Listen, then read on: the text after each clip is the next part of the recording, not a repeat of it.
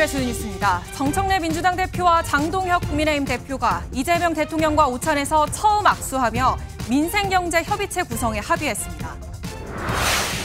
미국 조지아주 이민당국에 구금돼 있는 한국인 근로자 300여 명이 이르면 10일 한국행 전세기에 오를 전망입니다.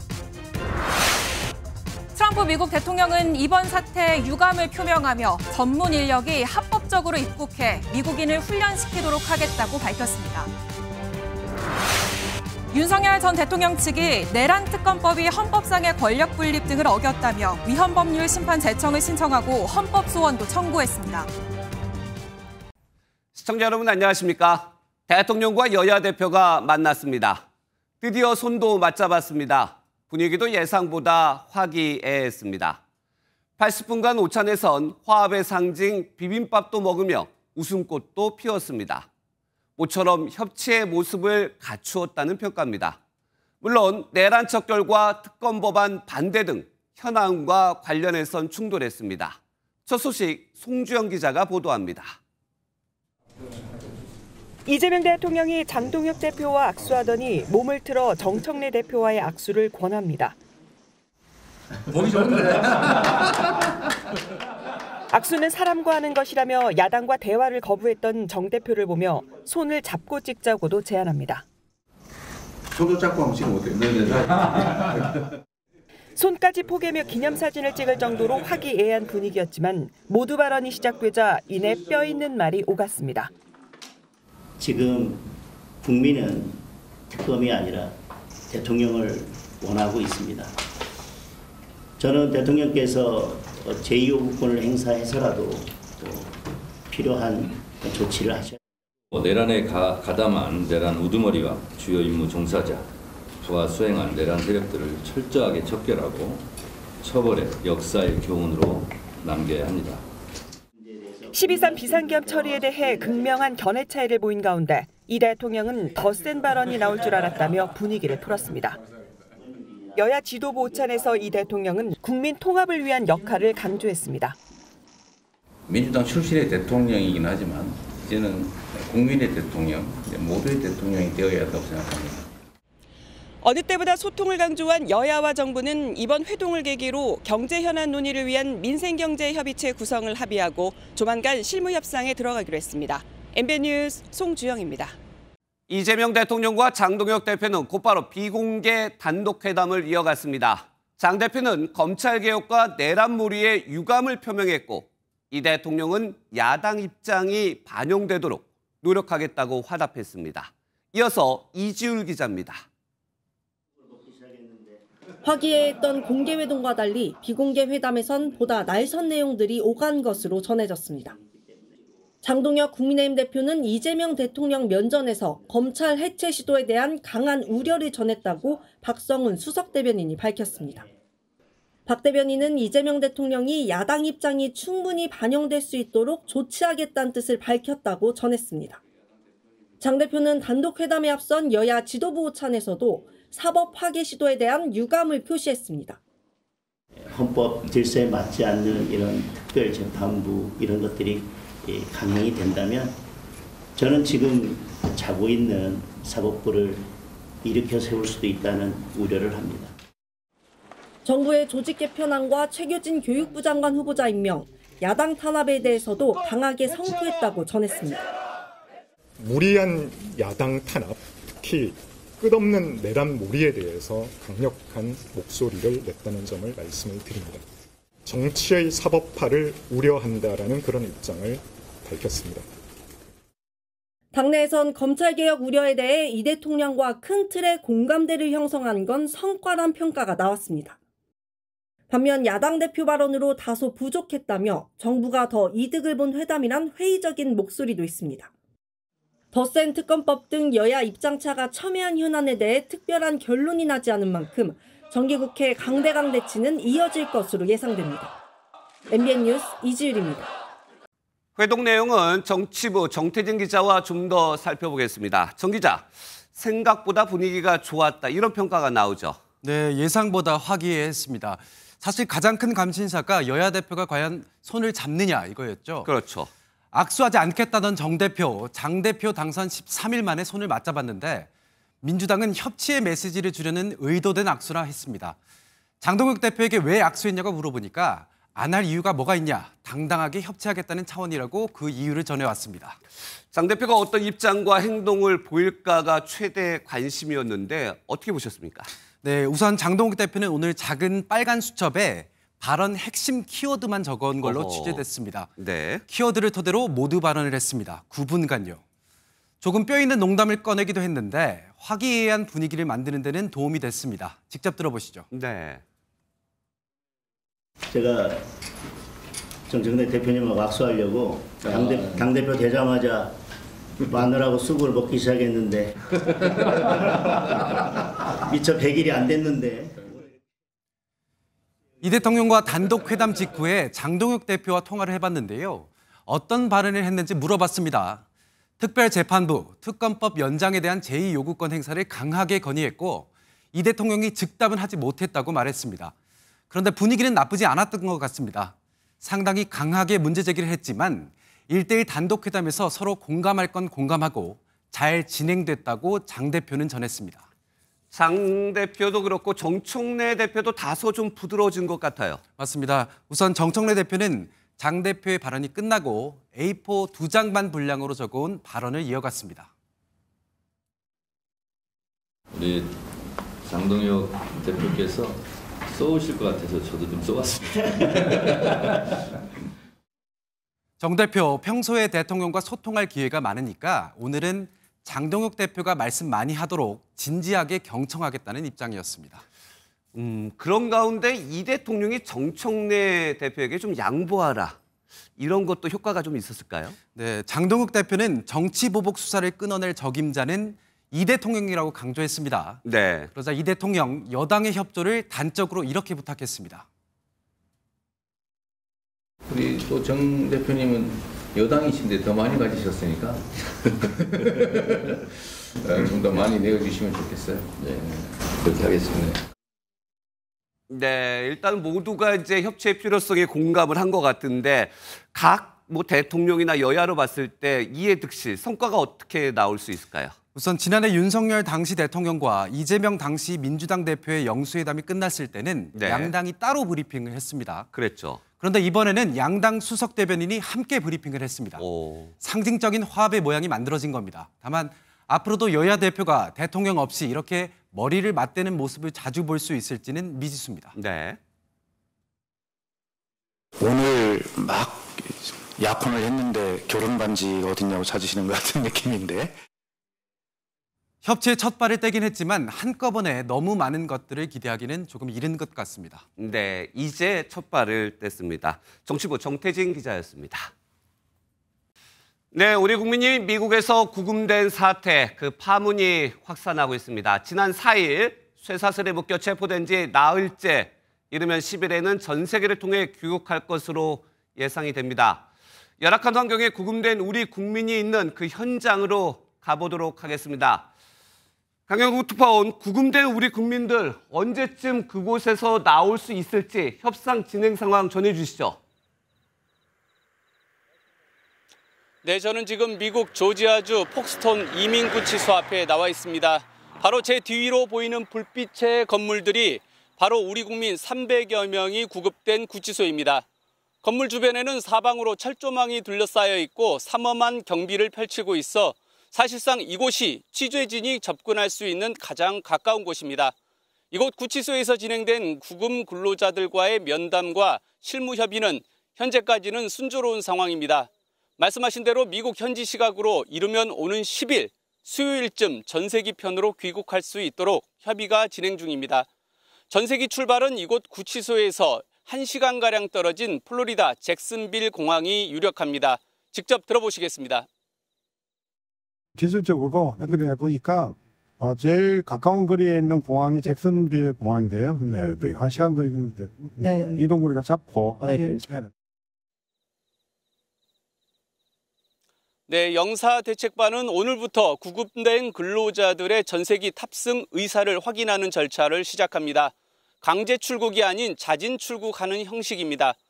만약 자진 출국을 안 할 경우 몇 달간의 이민 재판을 통해 강제 추방될 수 있어 자의로 남을 가능성은 거의 없어 보입니다.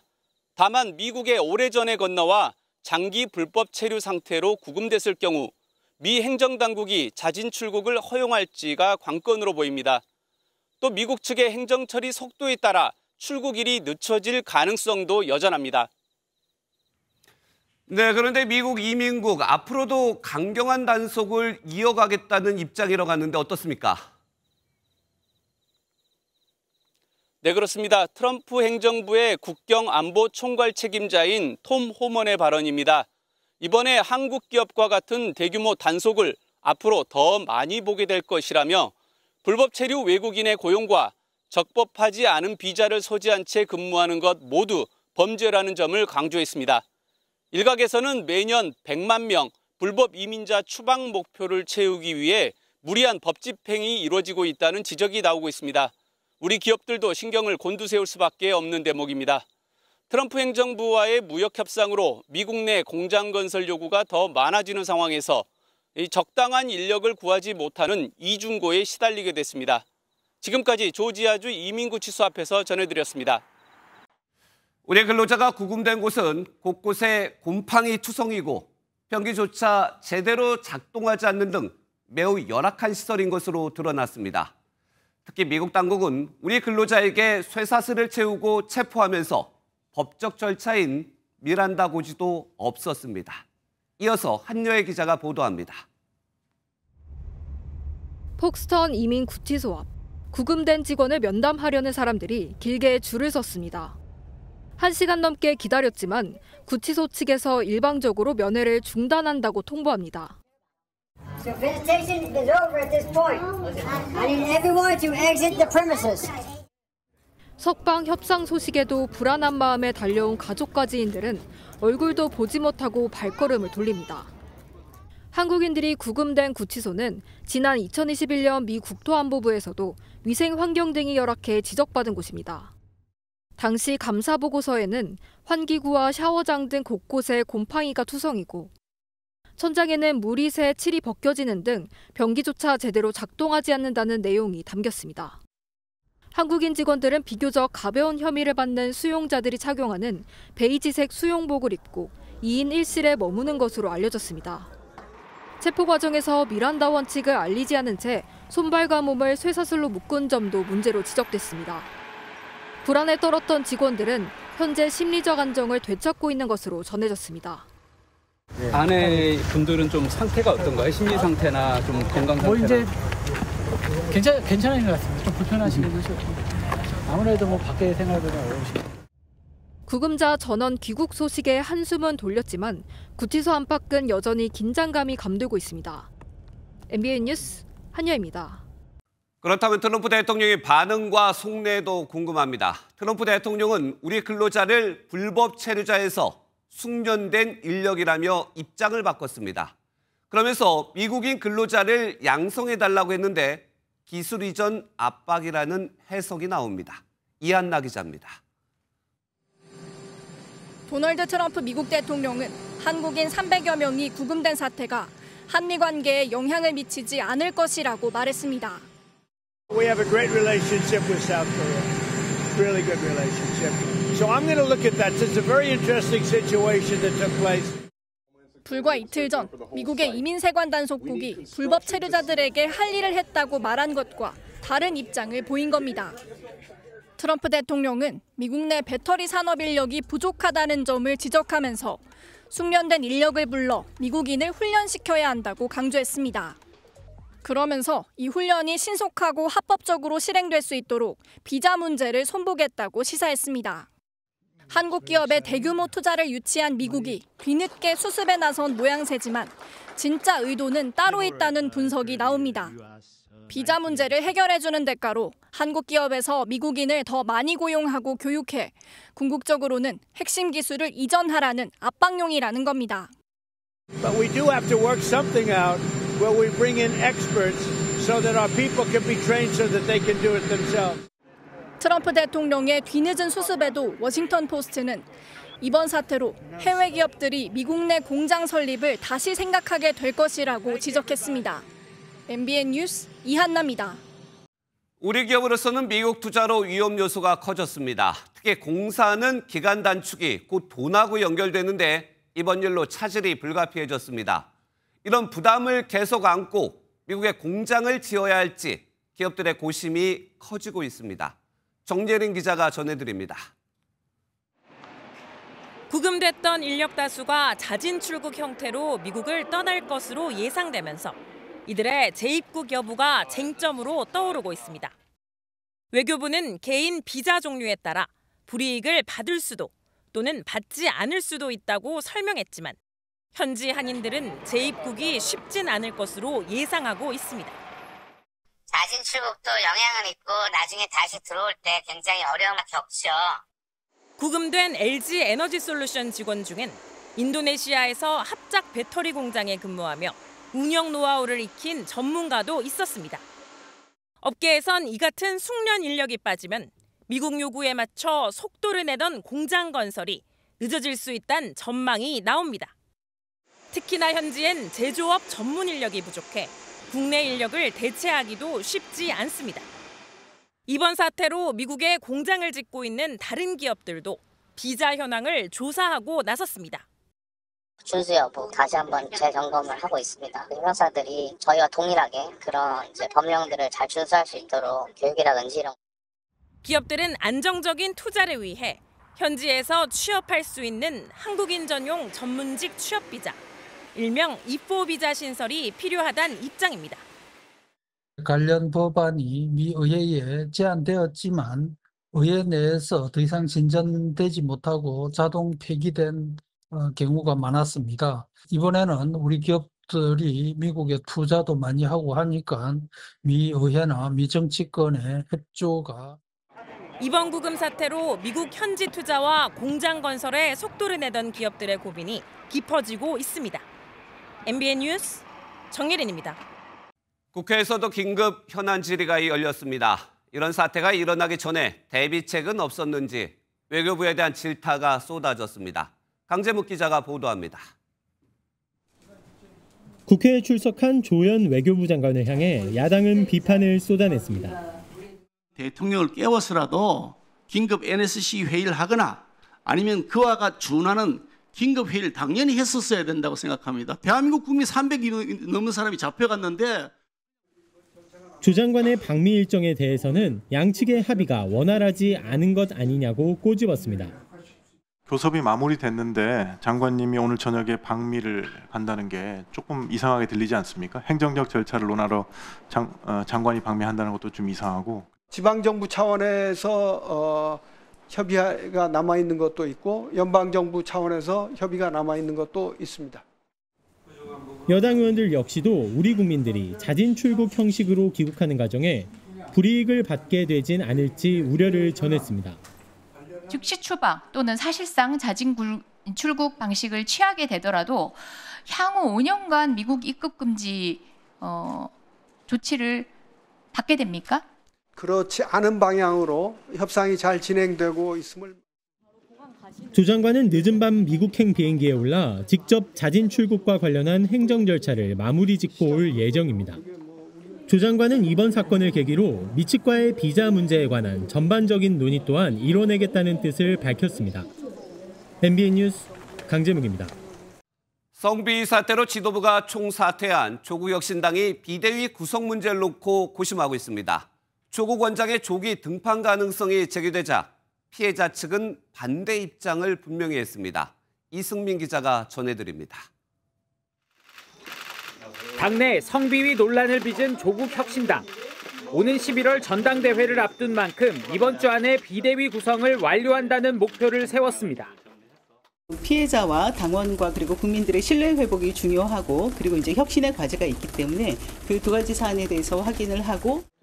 의원총회에서는 당이 최대 위기를 맞은 상황에서 조국 원장이 비대위원장으로 나서야 한다는 의견이 나온 것으로 알려졌습니다. 당초 전당대회를 통한 돕기가 유력했지만 지도부 총사퇴로 조기에 혼란을 수습해야 한다는 겁니다. 반대도 만만치 않은 것으로 전해졌습니다. 조 원장 역시 이번 사태에서 자유로울 수 없는 만큼 제3자가 수습을 맡아야 한다는 의견입니다. 조 원장이 급하게 비대위원장으로 나섰다가 사태를 수습하지 못할 경우 혼란이 가중될 수 있다는 우려도 있습니다. 피해자 측도 조국 비대위에 부정적입니다. 조국 전 대표께서 비대위원장을 맡으시면 조국 전 대표의 아무래도 의견이 가장 우선시 될 것이고요. 혁신당은 비대위원장으로 외부 인사도 검토 중인데 당내에선 재선의 황운하 의원 등이 거론됩니다. 피해자 측이 조 원장에 대해 부정적인 입장을 보이면서 혁신당의 비대위 구성 고심이 깊어질 전망입니다. MBN 뉴스 이승민입니다. 광복절 기념사를 비롯해 최근 언행으로 퇴진 압박을 받고 있는 김영석 독립기념관장이 오늘 국회에서 반박 기자회견을 열었습니다. 김 관장 사퇴를 요구하는 시민과 민주당 의원들이 회견장에 몰리면서 격한 몸싸움까지 벌어졌습니다. 이병주 기자가 전해드립니다. 기자회견장이 있는 국회 소통관에 김영석 독립기념관장이 모습을 나타내자 김 관장 사퇴를 촉구하는 시민들이 에워쌉니다. 우여곡절 끝에 기자회견장에 선 김 관장은 광복은 연합국의 선물이라고 말한 자신의 광복절 기념사 일부가 왜곡돼 알려졌다고 주장했습니다. 이어 신변 안전이 우려되는 상황에 이르렀다며 법적 조치에 나서겠다고 밝혔습니다. 공갈 협박을 일삼아 업무를 방해할 뿐 아니라 관사에 드론을 띄워 생중계함으로써 사생활 노출과 신변 안전에 민주당 의원들은 회견을 주선한 김민전 국민의힘 의원이 자리를 뜨자 회견을 즉시 중단하라고 요구했습니다. 마음대로 와서 기자회견 할 수 있는 곳이 아니에요. 소통관은 원칙과 규칙을 지켜야 돼요. 김 관장 측과 민주당 의원들의 신경전이 계속되면서 회견은 중단됐고 김 관장이 회견장을 빠져나가는 과정에서도 시민들의 항의가 쏟아졌습니다. 김 관장 측과 일부 시민 간 물리적 충돌도 이어지면서 부상자도 나온 가운데 김 관장은 20분가량의 대치 뒤에야 국회를 빠져나갔습니다. 독립기념관 소관 상임위인 국회 정무위원회 소속 민주당 의원들은 김영석 관장이 국회 난동을 유발했다며 해임 건의 등 김 관장 퇴진에 총력을 기울이겠다고 밝혔습니다. MBN 뉴스 이병주입니다. 일본에서 온건파로 우리나라와도 관계가 좋은 이시바 일본 총리가 사임 의사를 밝히면서 후임 총리에 관심이 쏠리고 있습니다. 그런데 차기 총리 후보들이 모두 강성 우파로 분류되면서 한일 관계에 안 좋은 영향을 줄 것이라는 우려가 나오고 있습니다. 주진희 기자입니다. 이시바 일본 총리가 미국과의 관세 협상을 끝내자마자 사임 의사를 밝혔습니다. 選挙結果に対する責任は総裁たる私にあるとこのようにも申し上げてきたところで 문제는 이시바 총리가 온건파 지안파인데 반해 차기 일본 총리 후보자들은 강경파에 속한다는 점입니다. 여론조사 결과 가장 선두를 달리고 있는 인물은 일본 역사상 첫 여성 총리를 노리는 다카이치 사나의 전 경제안보상입니다. 아베 전 총리가 숨지기 직전까지 강하게 지지했던 인물로 구구적인 성향과 정책을 그대로 계승해 여자 아베로도 불리고 있습니다. それを非難することをおっしゃっている国がございますけれども、私は本当に毅然とそしてみんなで自然に 그 뒤를 고이즈미 전 총리의 아들인 고이즈미 신지로 농림수산상이 최연소 총리를 노리며 바짝 뒤쫓고 있습니다. 아버지의 정치적인 유산을 받아 보수적인 성향을 보이는데 지난달 한국을 방문한 직후 야스쿠니 신사를 참배하는 행보를 보이기도 했습니다. 톡톡 튀는 발언으로 유명세를 얻기도 했습니다. Big scale issue like climate change. It gotta be fun. It gotta be cool. It gotta be sexy too. 차기 일본 총리를 뽑는 선거는 다음 달 4일 치러질 전망이며 누가 당선되든 현 일본 정권보다는 보수 정권이 들어설 것이라는 분석입니다. MBN 뉴스 주진입니다. 네, 다음 소식입니다. 최악의 가뭄이 발생한 강릉에선 이제 아예 물이 끊기는 걸 걱정하고 있습니다. 상인들은 생계가 끊기는 단수공포 속에 하늘만 바라보고 있는데요. 결국 수질 문제로 20년 넘게 막아둔 도암댐 물을 강릉에 급수하는 방안이 검토되고 있습니다. 장진철 기자입니다. 전국에서 온 소방차로 운동장이 꽉 찼습니다. 오봉저수지 저수율이 하루에 0.3%씩 떨어지면서 운집한 소방차는 100대에 이릅니다. 강릉시는 저수율이 10% 미만으로 떨어지면 단수 조치를 하겠다고 밝혔는데 이르면 이번 주말이면 단수 조치가 현실화될 전망입니다. 상인들은 단수 공포에 떨고 있습니다. 코로나는 장사라도 할 수 있었지. 시위라도 버려가지고 쓸 수 있는 물을 왜 안 쓰냐. 궁여지책으로 강릉에서 15km 떨어진 평창 도암댐이 해결책으로 부상하고 있습니다. 물 3천만 톤을 가둔 도암댐은 전기 생산을 위해 지난 2001년까지 송수관을 통해 강릉 남대천으로 물을 흘려보냈습니다. 그러다 대관령 가축 분뇨와 농약이 유입되며 오염 논란이 불거져 방류가 중단됐는데 환경부가 2급수 수준 정도로 수질이 나아졌다며 급수를 계획하고 있는 겁니다. 우선 현재 15km 길이에 송수관에 차 있는 물 15만 톤을 강릉 남대천으로 방류하는 방식을 검토 중입니다. 다만 강릉시는 해당 물이 안전한지 시민과 전문가 의견 수렴 후 최종 결정하겠다며 아직은 유보적인 입장입니다. 강릉에는 이번 주에도 큰 비 소식이 없습니다. MBN 뉴스 장진철입니다. 길거리에 담배 공투를 벌이다 경찰에 딱 걸린 한 남성이 신발까지 벗어던지고 다급히 달아났습니다. 하지만 맨발로 뛰다 흘린 혈흔 덕에 금방 경찰에 붙잡혔는데요.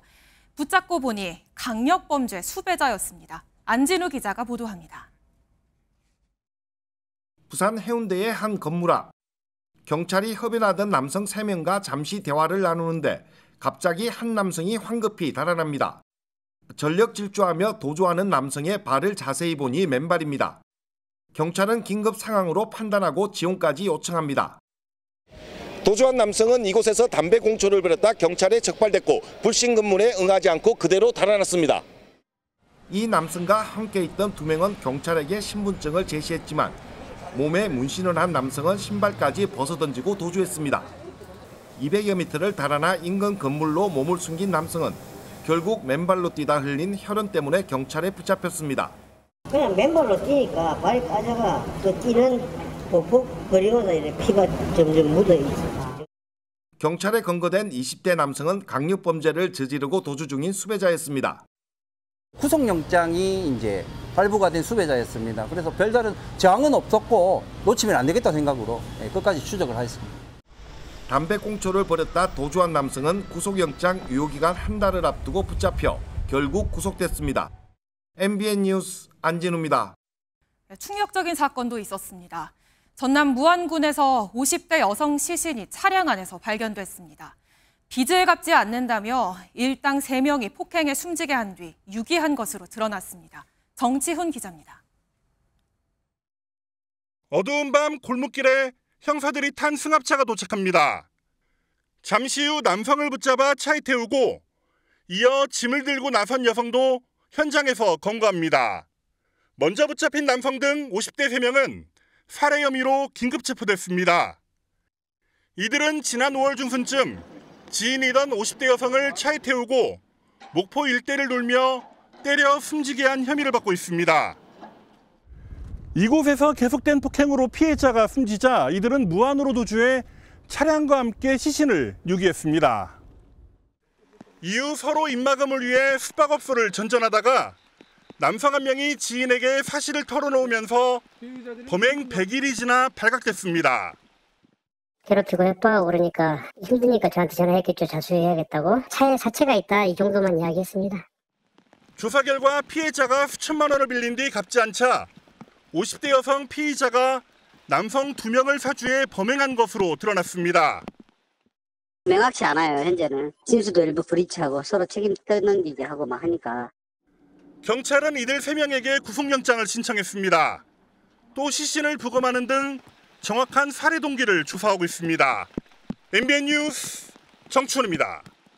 네, 지난주 권익위 인사비리 의혹을 단독 보도해드렸는데요. 문제가 또 있었습니다. 인사규정상 부서를 옮기는 전보는 최소 1년, 필수 보직은 2년을 채워야 하지만 불과 40일 만에 자리가 바뀐 경우도 있었습니다. 위원장의 비서관 자리는 1년 반 동안 무려 4명이 교체됐는데 원칙도 무시한 잦은 인사 교체에 합당한 이유가 있었을까요? 전민석 기자의 단독 보도입니다. 국민권익위원회가 지난해부터 올해 3월까지 단행한 간부 인사 명단입니다. 파견과 승진을 제외한 전보 인사만 10건이 넘습니다. 올해 1월 21일 A 과장은 특별한 이유 없이 불과 42일 만에 다른 과로 재발령됐고 다른 과장들도 3, 4개월 만에 자리를 옮겼습니다. 만 1년 사이 3번이나 과를 옮겨 다닌 과장도 있습니다. 취재진이 국민권익위의 인사관리 규정을 입수해 살펴봤습니다. 직무 전문성과 능률 제고를 위해 전보는 연 1회 실시가 원칙이고 과장 등 간부는 필수 보직 기간이 2년으로 돼 있습니다. 할만하면 또 과장이 바뀌고 과장이 바뀌면 또 새로운 업무에 대해서 보고해줘야 되고 그 업무의 연속성도 가져가기 조금 힘들죠. 유철한 위원장의 일정 전반을 조율하는 비서관은 1년 반 사이 무려 4명이 바뀌었습니다. 보통 위원장 임기 3년 중 비서관이 한두 번 바뀌는 것과 비교해 2배 이상 잦은 셈입니다. 권익위 측은 육아와 유학 때문에 편의를 봐준 거라고 했지만 취재 결과 육아 사유에 해당되지 않는 중학생 이상 자녀였고 교체 당일에서야 인사가 난 사실을 안 비서관도 있었습니다. 국민권익위는 인사 운영상 불가피한 경우엔 수시로 전보를 할 수 있다고 해명했지만 원칙이 지켜지지 않는 건 문제가 있어 보입니다. 한편 국민권익위원회 인사비리 의혹 보도 이후 국무조정실 공직기강 점검팀이 조사에 착수한 것으로 파악됐습니다. 권익위 측은 조사 결과 문제가 있다면 처벌받겠다고 밝혔습니다. MBN 뉴스 전민석입니다. 이춘석 무소속 의원의 주식 차명거래 사건을 수사 중인 경찰이 이 의원이 투자에 쓴 돈만 10억 원이 넘는 걸로 파악한 것으로 전해졌습니다. 지금까지 이 의원이 신고한 자산은 4억 원대였는데 자금 출처를 둘러싼 의혹이 커지고 있습니다. 장동건 기자입니다. 지난달 14일 경찰에 출석한 이춘석 의원은 보좌관 명의로 차명 거래를 한 사실 자체는 인정했습니다.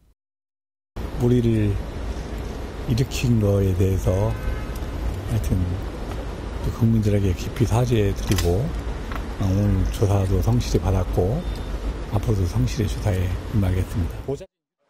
그런데 경찰이 이 의원이 차명 거래에 이용한 보좌관 차모 씨 명의 계좌로 최근까지 투자한 금액이 10억 원이 넘는다고 파악한 것으로 알려졌습니다. 이 의원이 최근 4년간 공직자 윤리위원회에 신고한 재산인 4억여 원을 훌쩍 뛰어넘는 액수입니다. 경찰은 이 의원이 차 씨에게 현금을 건네면 차 씨가 본인 명의 중간 계좌에 넣었다가 주식 계좌로 옮긴 정황을 포착한 것으로 전해졌습니다. 또한 이 의원이 정치 후원금을 주식 투자에 썼을 가능성을 의심하고 자금의 출처를 조사하고 있습니다. 이와 관련해 이 의원은 경찰 조사에서 출판 기념회와 경조사비 등을 통해 주식 투자금을 마련했다는 취지로 주장한 것으로 알려졌습니다. 경찰은 출판 기념회 자료와 정치 후원금 입출금 내역 등을 분석해 해당 진술의 신빙성을 검증할 방침입니다. MBN 뉴스 장동건입니다. 민주당 강경파를 중심으로 내란 사건을 전담할 특별재판부 설치를 추진하고 있죠. 야권은 물론 법원도 비판과 우려를 내놓고 있는데 이번엔 민주당 내부에서도 공개 반대가 나왔습니다. 판사 출신의 민주당 박희승 의원은 삼권 분립에 위배된다며 계엄과 다를 바 없다고까지 비판했습니다. 이교욱 기자입니다.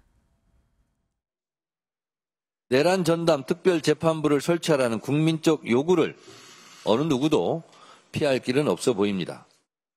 정청래 민주당 대표는 내란 사건 1, 2심을 전담하는 내란 전담 특별재판부 설치 의지를 여러 차례 밝혔습니다. 내란 전담 특별재판부가 현실화되면 국회 등이 추천한 인사들이 특별재판부 판사를 임명할 수 있습니다. 민주당 안에서 내란 전담 특별재판부 설치 목소리가 커지는 가운데 판사 출신 민주당 박희승 의원이 공개회의에서 첫 반대 의견을 냈습니다.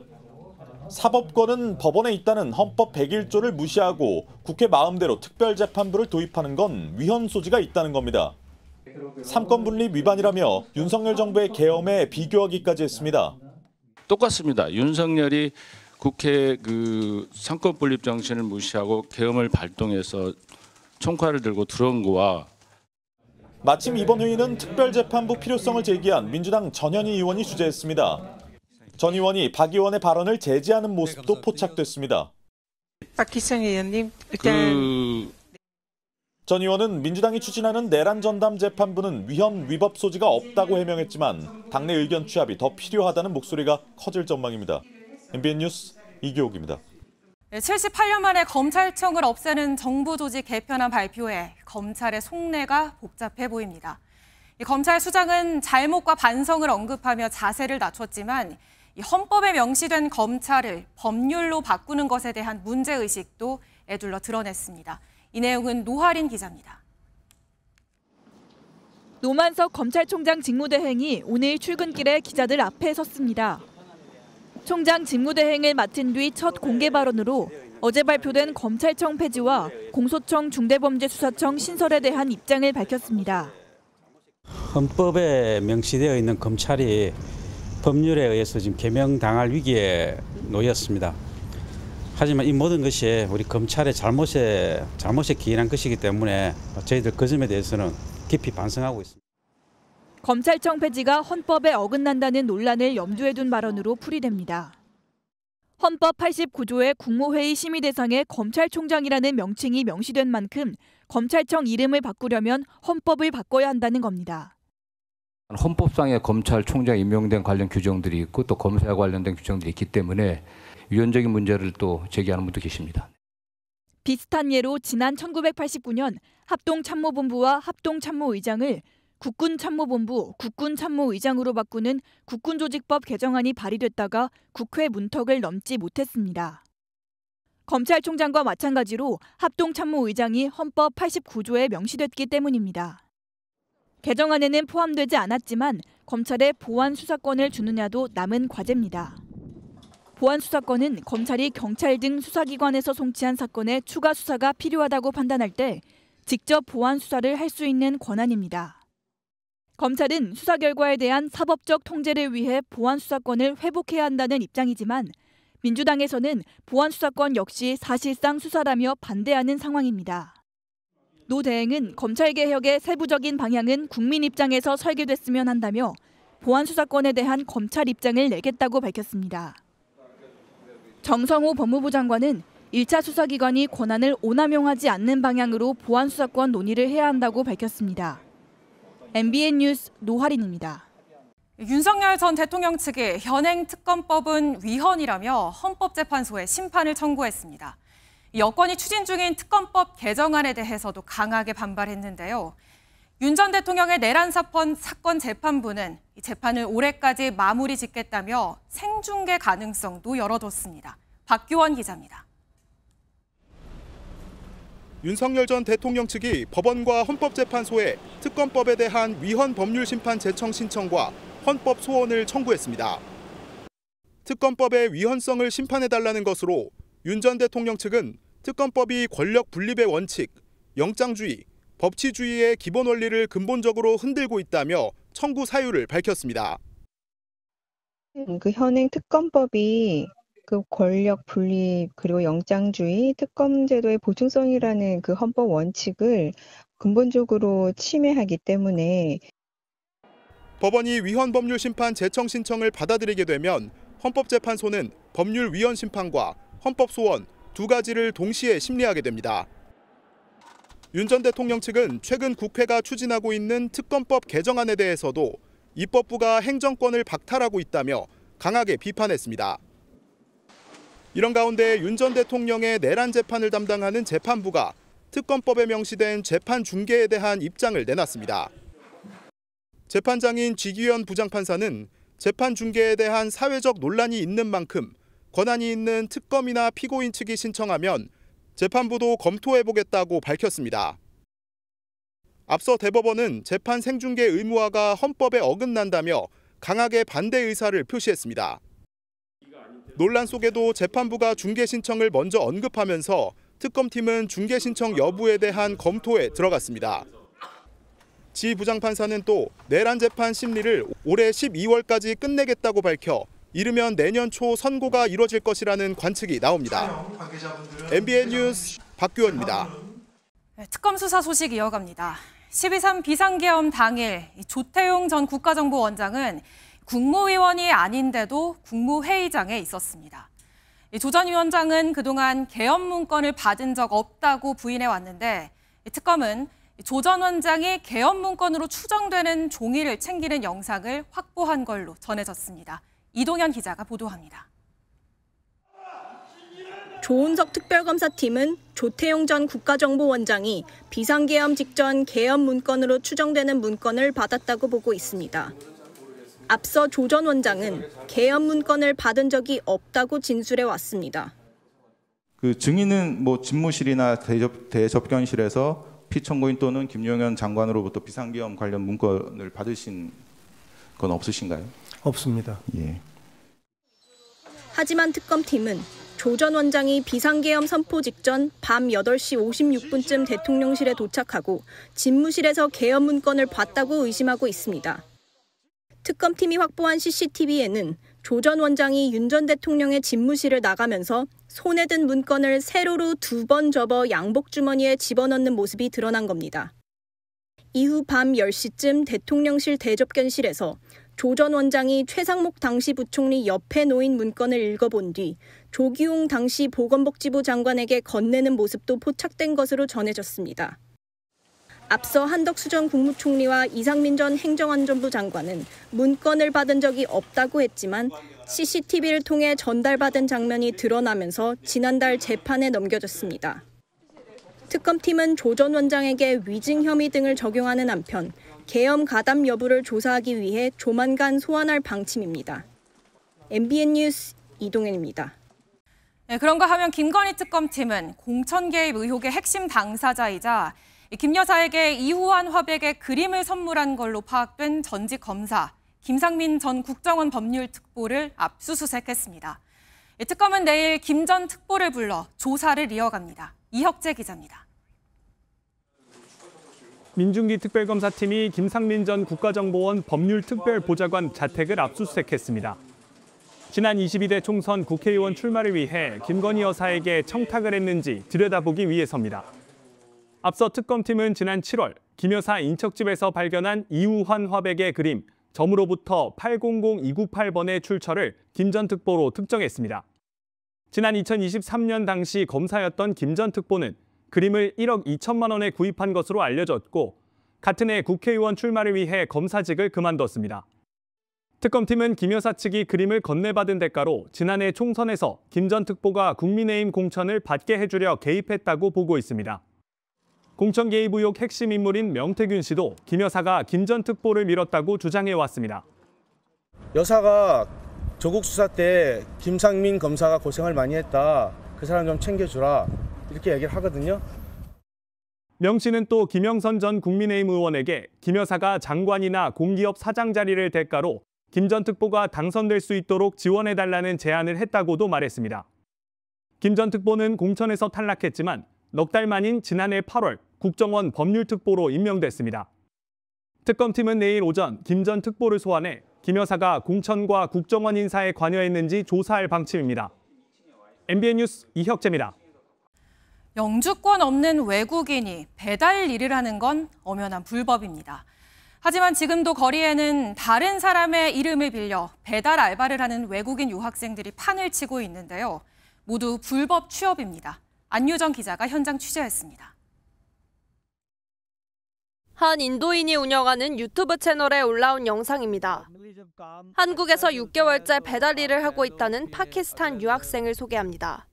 नॉर्मली जब काम अच्छा चलता है तो आप कह लो कि अगर 6 घंटे में लाख वॉन से ऊपर निकल आता। 외국인은 영주권 없이 배달 대행 기사를 하다 적발되면 최대 3천만 원의 벌금을 내야 하지만 몰래 받아주는 업체가 있었습니다. MBN 취재진이 평일 점심시간 베트남 음식점이 많은 서울 창신동을 찾아가 봤습니다. 마이크가 달린 헬멧을 쓰고 배달용 오토바이를 탄 외국인들을 쉽게 볼 수 있었는데 실제 유학생이라고 귀띔합니다.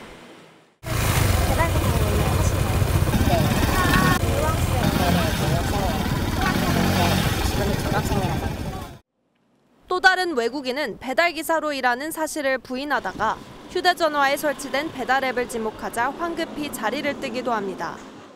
유학생이세요? 네. 유학생 불법인데 괜찮아요? 지금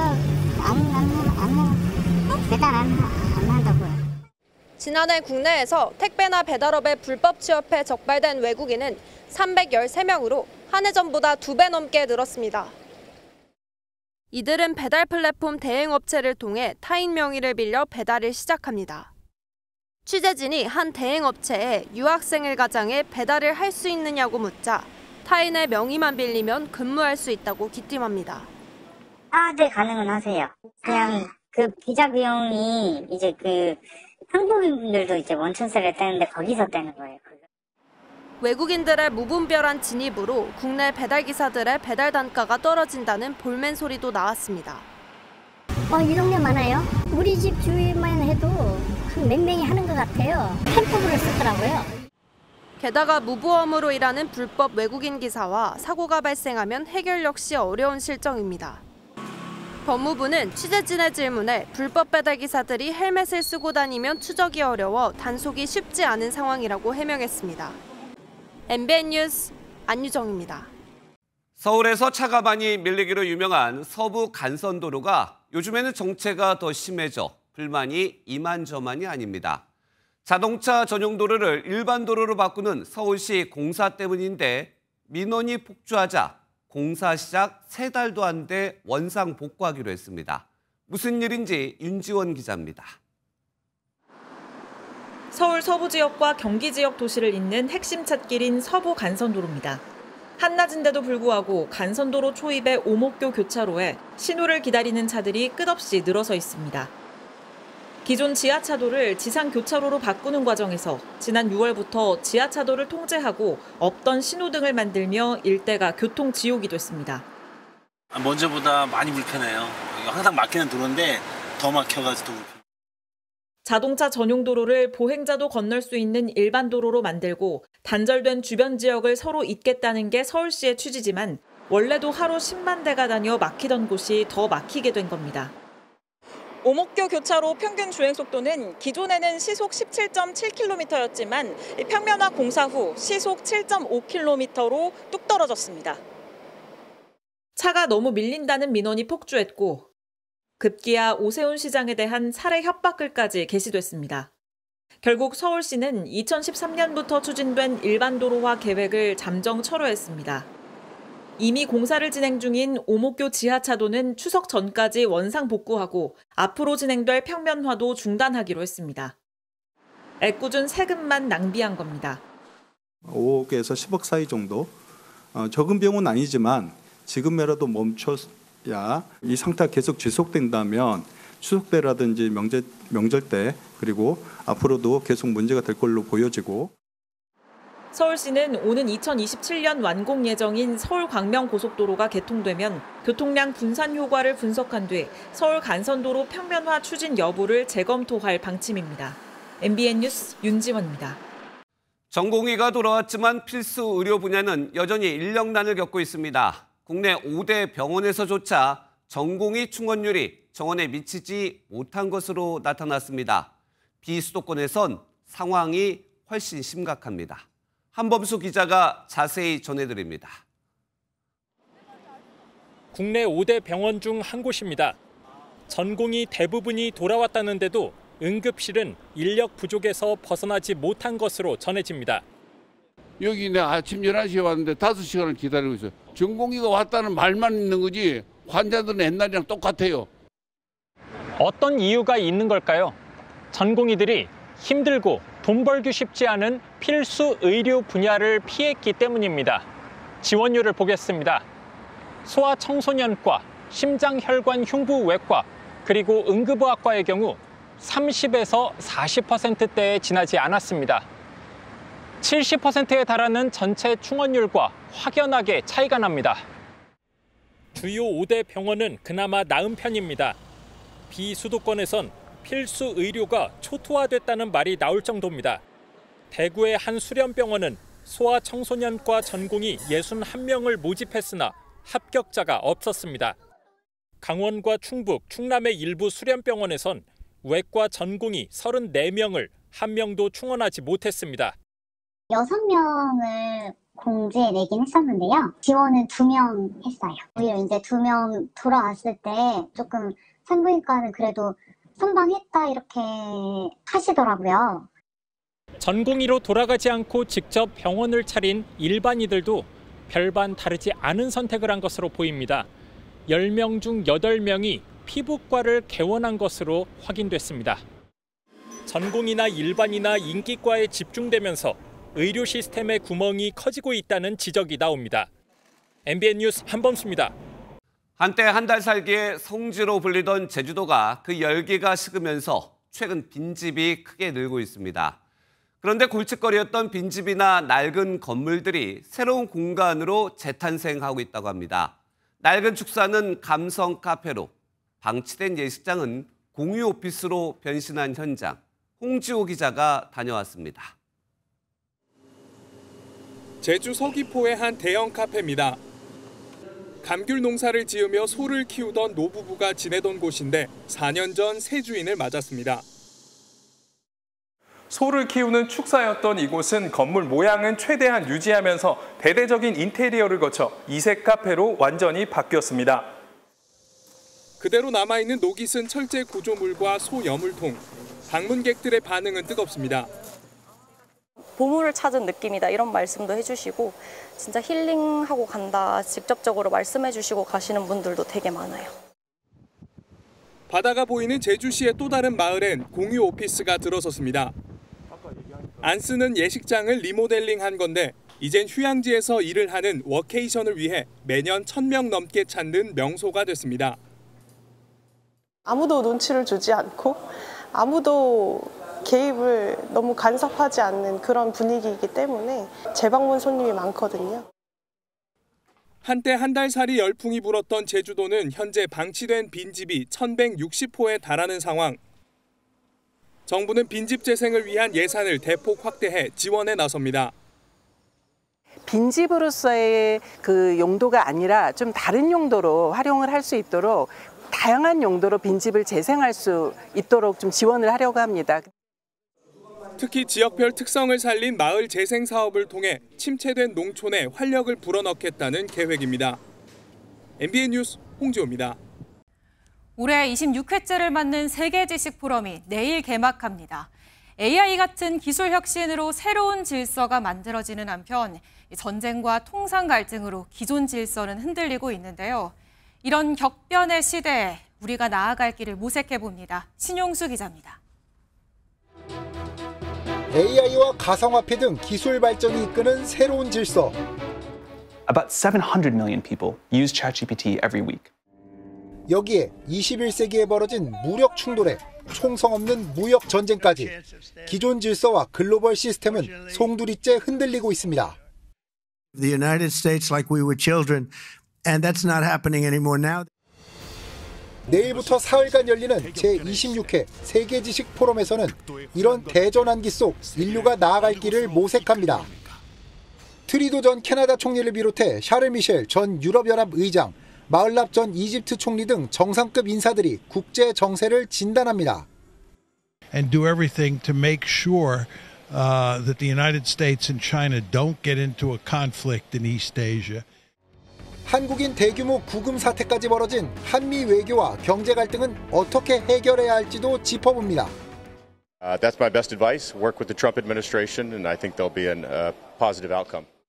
이번 세계지식 포럼에서 다양한 분야의 전문가 200여 명이 전하는 인류의 현재와 미래를 경청할 필요가 있습니다. MBN 뉴스 신용수입니다. 스포츠 뉴스입니다. 침대는 가구가 아닌 과학이라는 광고 문구 기억하시죠? 요즘 야구장에 가면 야구는 스포츠가 아닌 문화다라는 생각이 드는데요. 스포츠를 넘어 하나의 문화 콘텐츠로 자리 잡은 프로야구, 신영빈 기자가 취재했습니다. 지난 금요일 1,090만 명을 넘기며 한 시즌 역대 최다 관중 기록을 새로 쓴 프로야구가 이제 1,200만 관중을 바라보고 있습니다. 저도 쉬는 날 이렇게 롯데 유니폼을 입고 야구장을 찾아 기록 달성에 한몫 보탰는데요. 때론 응원하러, 또 때론 취재하러 야구장을 들락거리며 느낀 가장 큰 변화. 바로 야구팬의 연령대가 다양해졌다는 겁니다.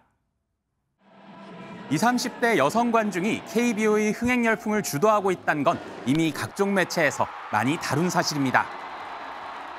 여기에 10대의 야구장 방문도 늘고 있는데 지난 주말 잠실 야구장에서도 10대 팬들을 쉽게 만날 수 있었습니다. 내가 이런 경험을 했구나, 다양한 경험을 한 것 같아서 그런 건 기분이 좋은 것 같습니다. 줄을 서서 포토카드를 뽑는 시온 학생처럼 야구장은 이제 단순히 경기를 보는 곳이 아닙니다. 응원가나 그런 게 너무 신나서 맛있는 것도 먹고 즐기러 오는 게 큰 것 같아요. 새로운 음식점 들어오면 나중에 와서 이것도 한번 먹어보자. 인스타 같은 거 보면은 스토리에 하루에 한 명씩은 꼭 야구장 가는 스토리 올라오는 것 같아요. 잠실의 명물 김치말이국수처럼 각 구단의 먹거리를 즐기고